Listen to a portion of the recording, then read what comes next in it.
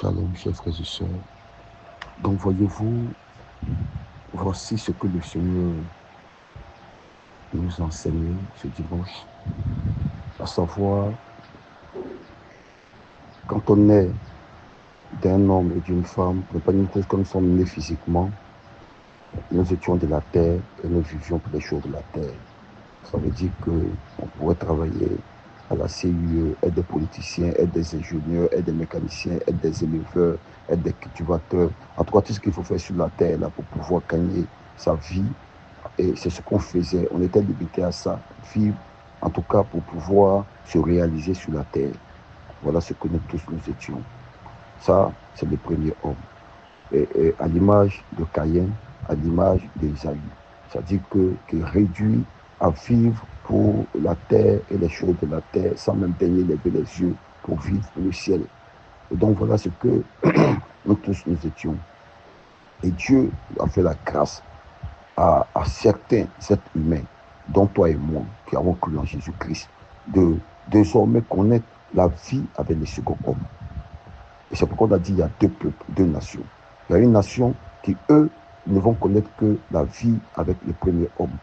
Ça veut dire que la vie terrestre, où on ne vit que pour la terre, où on cherche à prospérer, faire de hautes études, prospérer, posséder des yachts, posséder des hélicoptères, des jets, des voitures, de la belle vie.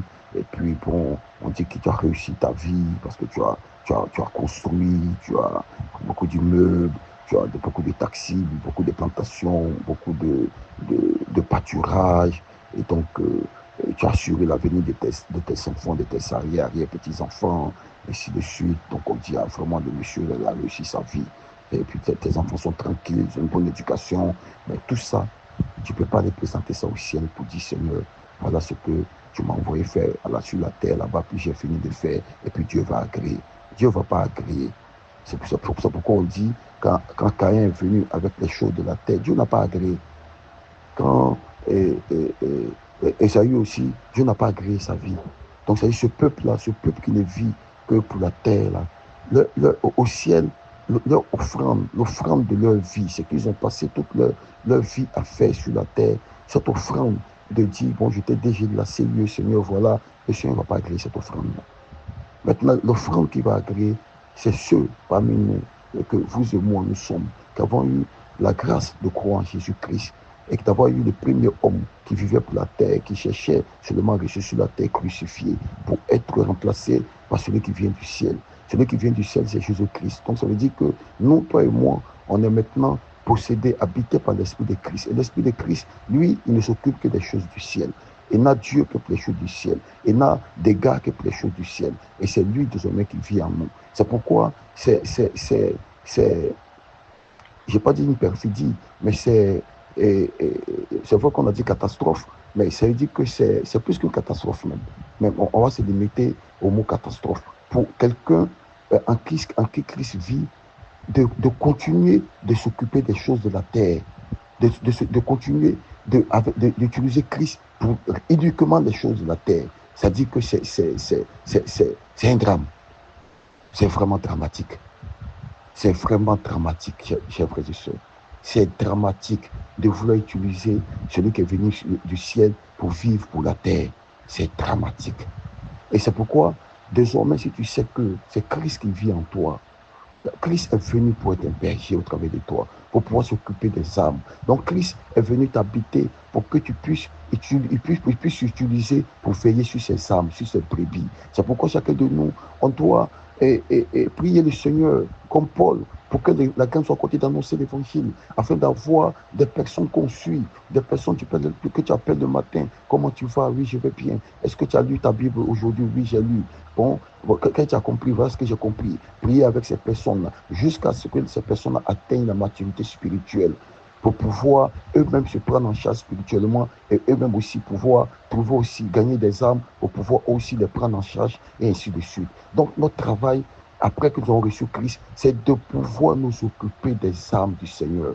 Pour que au dernier jour, Jésus puisse dire, je t'aime malade, et puis tu as pris soin de moi. J'avais faim, tu as pris soin de moi. J'étais en prison, tu as pris soin de moi, ainsi de suite. Mais si tu n'as personne que tu suis, tu viens à l'église rien que pour ton ventre, frère ou soeur à qui je parle. S'il n'y a personne à qui que tu suis spirituellement, tu n'es le berger de personne, tu n'annonces l'évangile à personne, tu n'affermis personne, tu n'exhortes personne. C'est-à-dire que ta vie chrétienne, tu l'utilises juste pour que Jésus qui est venu du ciel là, puisse venir t'aider à réussir ta vie sur terre, comme Caïn et comme Ésaü. Alors que ce n'est pas pour ça que Christ est venu. C'est pas pour ça que Christ est venu. Mais n'empêche qu'il dit que si nous faisons les œuvres pour lesquelles il est venu nous habiter, c'est-à-dire avoir sur les sésame, il dit il va nous donner ce qu'on désire, c'est-à-dire que même pas ce qu'on désire, mais on va plus se soucier de que mangerons-nous, que boirons-nous, de quoi serons-nous vêtus. Il dit tout ça, non seulement c'est les païens qui s'inquiètent pour ça, mais nous on n'a pas besoin de s'inquiéter pour ça. En faisant son œuvre, il peut pouvoir ça. Et c'est pourquoi, dans un autre passage, il dit, il va nous donner ces choses-là 100 fois plus, ici sur la terre et dans le ciel. Et donc, chers frères et sœurs, voilà ce que je voulais vous dire, parce que c'est vrai, le message, on va dire, ah, bon, le message, peut-être, Dieu merci, on a eu des révélations, mais après, dans la pratique, dans le quotidien, qu'est-ce qu'on retient? Dans le quotidien, c'est que nous sommes devenus bergers depuis que Christ est venu vivre en nous. Mais berger, c'est bon de savoir que tu es berger, mais en quoi est-ce que, durant la journée aujourd'hui, mercredi 9 avril, quel rôle de berger tu vas jouer? Demain 10, quel rôle de berger tu vas jouer? Le 11, quel rôle de berger? Tout le reste de ta vie, quel rôle de berger tu joues? Tu es berger, tu es établi sur qui? Tu te préoccupes de la vie spirituelle de qui? Tu prends soin de qui spirituellement? Pour le nourrir, pour l'encadrer, pour veiller sur lui. Qui? Et donc, c'est de ça qu'il s'agit, chers frères et sœurs. Une chose de savoir que tu es un berger, mais une autre chose est de pouvoir te mettre au travail en tant que berger. Dieu nous bénisse.